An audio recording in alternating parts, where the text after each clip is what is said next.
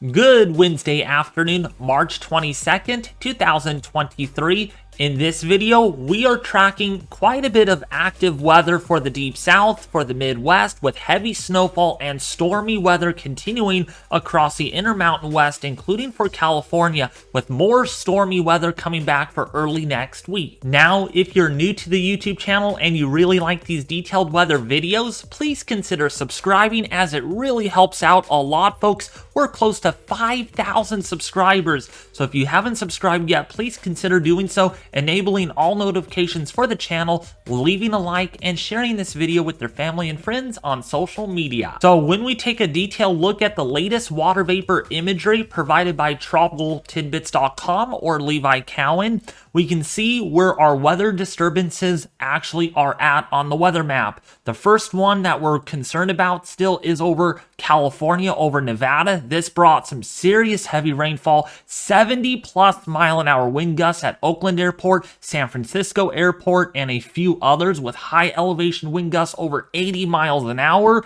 with heavy rainfall, snowfall for central and southern California. Now, this weather disturbance is slowly moving out, but we're still going to have some showers and some gusty winds left behind with that one. And this is going to be the next disturbance as it gets into the deep south, into the Midwest for the end of this week, bringing severe weather and strong winds and heavy rainfall, believe it or not. There's another disturbance up here. This is quickly moving out into eastern Canada today, leaving a lot of the area here pretty quiet for the time being. But don't let that fool you. There is active weather coming. So looking at our current weather alerts from the National Weather Service right now, there are still flood watches and winter storm warnings for central and southern California, because again, we're going to be looking at quite a bit of rainfall and some more runoff.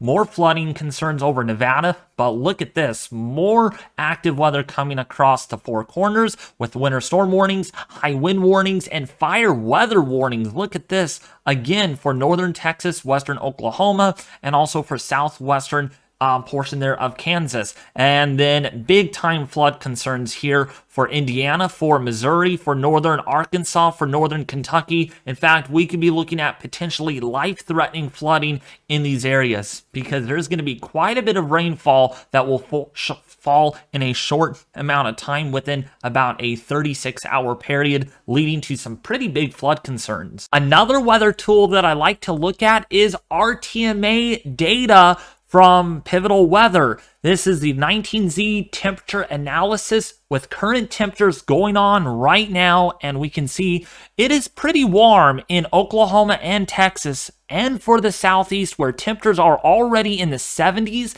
with temperatures currently in the 80s right now. Some really warm summer-like, spring-like temperatures, while to the north here, temperatures are currently in the 20s, so some pretty cold air to the north and warm air to the south. When these two air masses collide, it is going to create quite a bit of big flood problems across the Midwest. So now, taking a look at the very latest Euro model for this afternoon on Wednesday into Thursday, we can see where our weather disturbances currently are at. Again, over California, over the Midwest here, we have a surface low developing, and then of course that disturbance that we showed you on water vapor moving into Canada, that's not going to really cause any problems today, as it's going to be moving out towards the northeast into a less populated area. But guess what? There's a big system brewing out there for the Midwest, and then of course again for California and Nevada, including for the Pacific Northwest for early next week. So some very active weather will continue for a little while longer.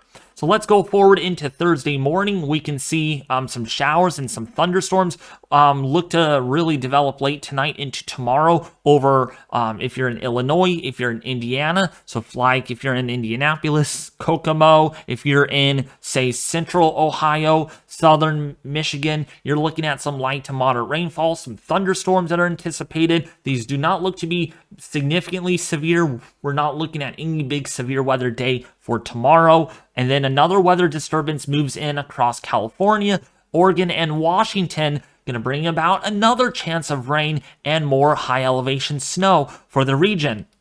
And this is going to continue all the way through tomorrow. More snow, more inclement weather for California, For Oregon, Washington, this is a weaker disturbance, so not as big of a problem here, but still more rain on top of super saturated soils, and rivers are really running high right now. Actually, they're running so high that some rivers have already breached their levees because there's just so much water coming down from the mountains. And so more rainfall and snowfall is just going to exacerbate the concern here for more flooding for California. More heavy rainfall and flood concerns over Oklahoma, over northern Arkansas, Missouri. This is going to be a big deal for the region, and that's why you're under flood watches for that given reasoning, because there's just going to be heavy rainfall for a prolonged period of time.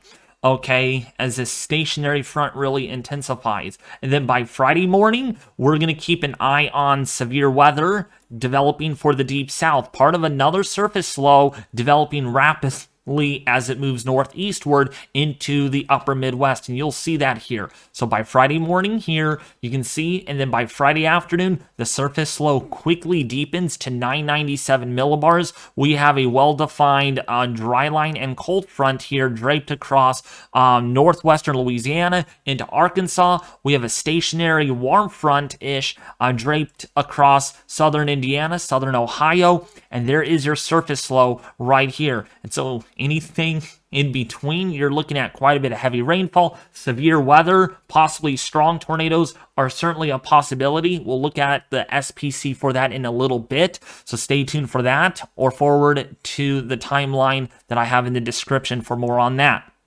But a pretty dynamic system for Friday into Saturday, and this continues. Look at this, a really powerful system, really moving into northern Indiana at 989 millibars. But hey, that's nothing compared to with what we had yesterday. 980 millibar system reached Half Moon Bay at approximately right around about 2 to 3 in the afternoon. Remember that when you guys watched my stream? It's a very deep cyclone. This one, not as deep, of course, at 989 millibars for Indiana, but still fairly deep enough to get some dynamics going. Heavy snowfall to the north. I mean, this is late March snowstorm when you should really be done almost with the snow. You can still get it this time of the year. And then, of course, more active severe weather concerns for Georgia, for the Carolinas, for Saturday morning. So when you're waking up early in the morning, it can be a little on the rough side. And then that system moves into the northeast by Saturday afternoon into early Sunday morning, bringing more snowfall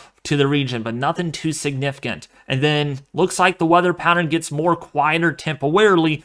We'll have to see on how this develops in the next 4 to 5 days. Another Midwest storm might be brewing. And when we go forward, you can see how that all develops. It kind of falls apart, and then it redevelops on the other side into maybe another nor'easter for the northeast. But really quickly, going backtracking, another big storm is on the way for California for Monday into Tuesday. This one looks to have a lot more power with it, more moisture to tap into, a lot more wind energy, so we can see more damaging winds, heavy Sierra snow, more heavy rainfall to lead to flood concerns for the lower elevations. We've had so much rain this year that I am literally tired of it. We really need a break of all the rain that we have gotten. It's just been nonstop, storm after storm after storm. We don't get a break. So I'm hoping this will be the last system that we get for late next week. All right, and so that system moves into California, and then, of course, for the Northeast, heavy snowfall for Wednesday next week. Potentially, that would be a very big nor'easter if that actually ends up happening. 970 millibars over Cape Cod. Yeah, that would be a monster if it does actually verify on the Euro.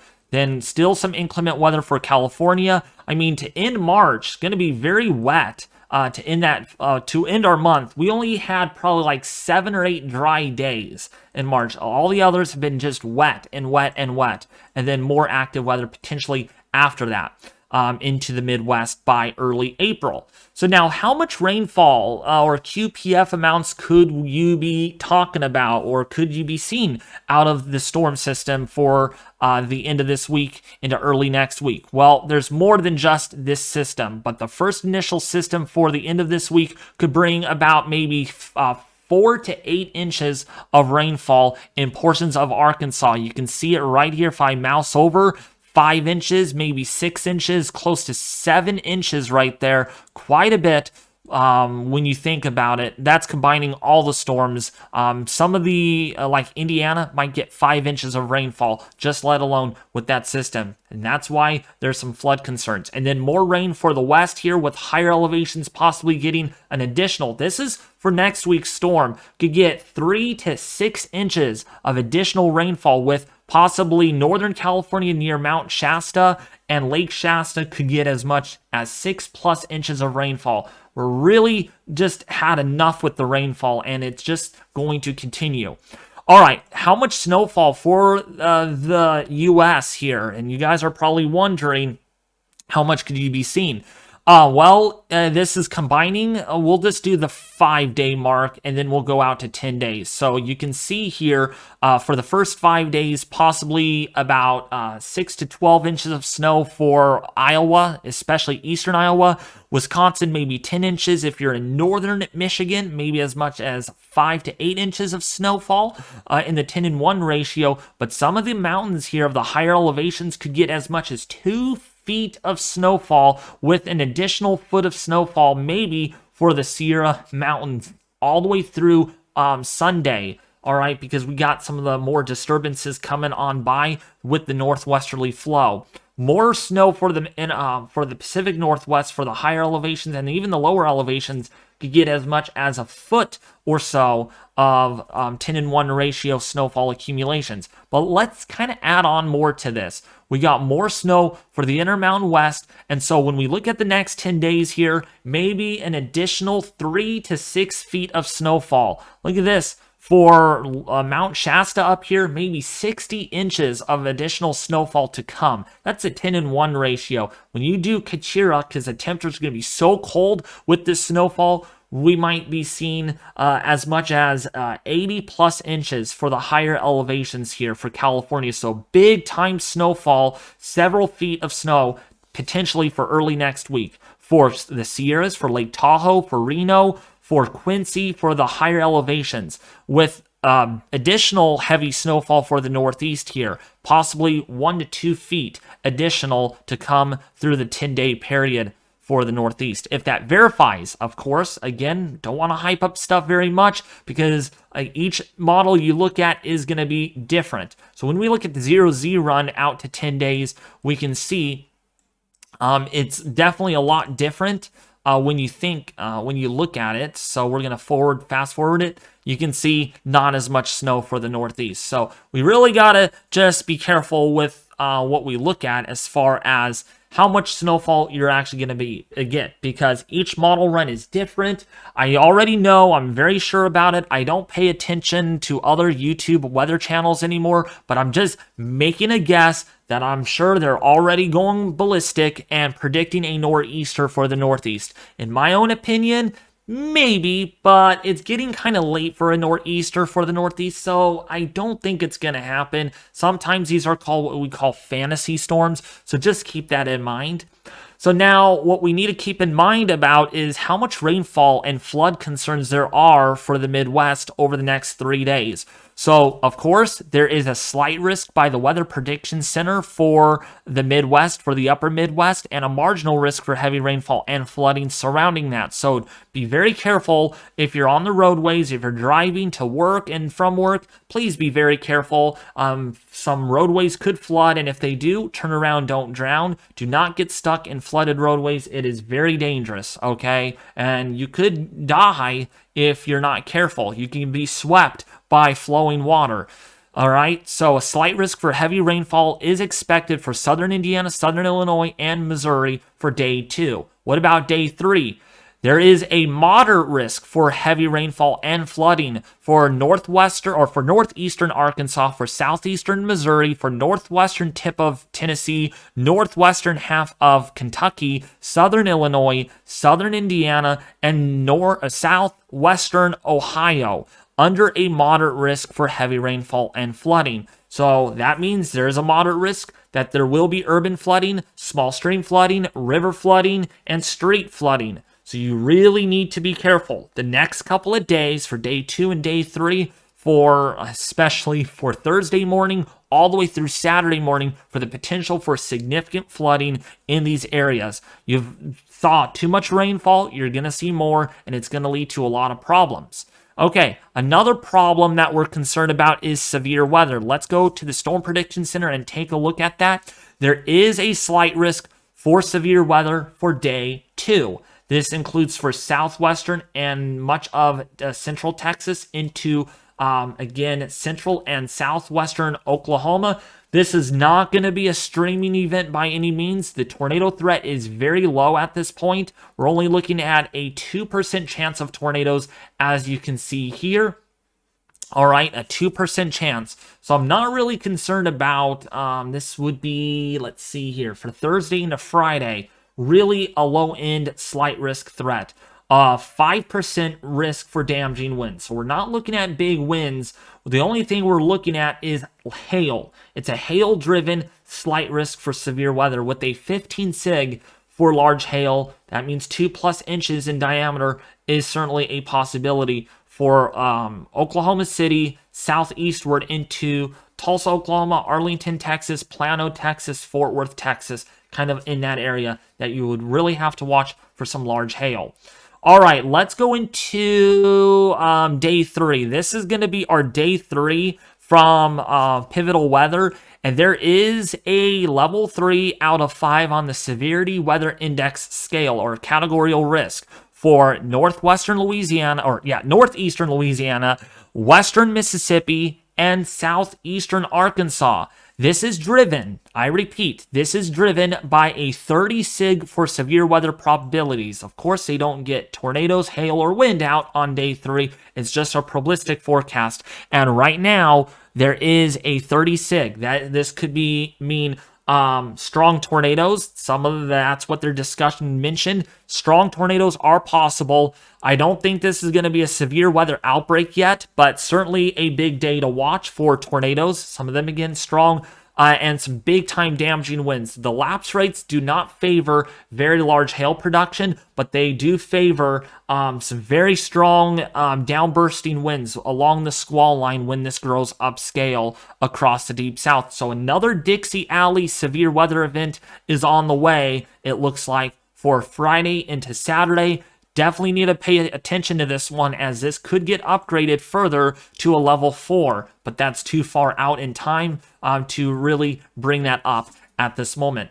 What we really want to watch, though, is the Climate Prediction Center. This is initialized for Wednesday. Below average temperatures. I mean, it's just been a very cold winter and early spring so far for California. Well, spring just began a few days ago, but still very cold lately, leaning below and likely below over California and Nevada. Really warm lately, and it's going to continue to be that way for the Deep South and for the Southeast. You really haven't had a winter at all. For anyone east of the Rockies, just been really warm in the long term. When we look at the 8 to 14 day forecast, we can see this just updated, and we can see a 60 to 70% chance for below average temperatures for the west, much of the northern plains, and the northeast, with still above average chances for the Deep South and the southeast. Now, what about rainfall? Well, it's still looking wet. A 60 to 70% chance for above average rainfall for the 6 to 10 day outlook for California, for Nevada. Again, this means more serious flood concerns, mudslides, debris flows, more big problems, heavy snowfall for the mountains. We have so much snowfall that some areas measured so much snow that we are literally 300% of normal for this time of the year. We have so much snow that some ski resorts could even stay open through the summer months. Wouldn't surprise me. Leaning above average chances over Tennessee and Kentucky. Now, as far as the 8 to 14 day forecast goes for the West, it is still leaning above average all the way through the 5th of April. I mean, early April going to start off wet for California potentially, and also for the Four Corners, leaning above average and likely above for the Southeast. So that will be nice. You'll get more rainfall, but it doesn't look like you're going to get any more snowfall for the rest of the year. All right, now before I do end the video, folks, I do have very important announcements that I do want to mention. I know you guys are tired of me spending 2 to 3 minutes on this, but this is part of video marketing. This is part of my brand at promoting my YouTube channel. So if you haven't already, if you really like the videos, if you like the detailed weather content, the information that I provide, the detail that I cover in these videos, you have to please consider subscribing. Ask yourself if you like the content. So if you do, subscribe. It means a lot. And also, if you do subscribe, make sure you enable all notifications for the YouTube channel. It really, really helps out because every time I have an upload out on my YouTube channel on an everyday basis, you will get notified on that video that I release. So ask yourself if you think this is the weather YouTube channel for you. If it is, subscribe and share it with your family and friends on social media, and also leave an awesome comment in the section below and leave a like in the video as well. All right, as you can see, this is what I do. I upload videos almost on an everyday basis and everything like that. Secondly, we do have a weather website. All right, this is Mesovort WX, presented and made by Evan James WX. What an awesome guy, folks. He is out of southern Alabama, and he spent so much time at making this website for a lot of us to interact with. All you have to do is create a free account. There is no cost whatsoever. It is 100% free if you want to join. And when you join, you can view posts and leave comments and even give it a thumbs up, such as my post yesterday that I made got 1 view. So if you guys want to check that out, it really means a lot and everything like that. But yes, you can see what I post and what other people post. It really is awesome. So please consider checking it out if you haven't already, because it is a great website to interact with the weather community and a lot more. All right, now the last thing I do want to show you all is we do have a Discord server also. Yes, a Discord server where you can view other people's, where you could interact with people. Essentially, you can say hi to people like this. Hello, folks. So if you guys want to participate, there is a link in the description below this video. And if you're too lazy to check it out, you could also go to Discord, where you could find it there too. There's many ways you can interact with me in the weather community. Discord, on the Mesovort WX weather website, and even here on YouTube. All right, so I hope this information helped you out a lot, but if you guys want to participate, check all links out in the description below this video. Now, that is going to sum it up for today's video. Thanks for watching, folks, and I will be back with you more tomorrow with more weather content, because we have a lot to digest as far as the flood concern goes for the Midwest and the Deep South, with a big-time severe weather event possibly on Friday for Arkansas, for Louisiana, for Mississippi, and even for Eastern Texas and Tennessee. This could be a big deal, folks. Stay tuned for tomorrow's video on that.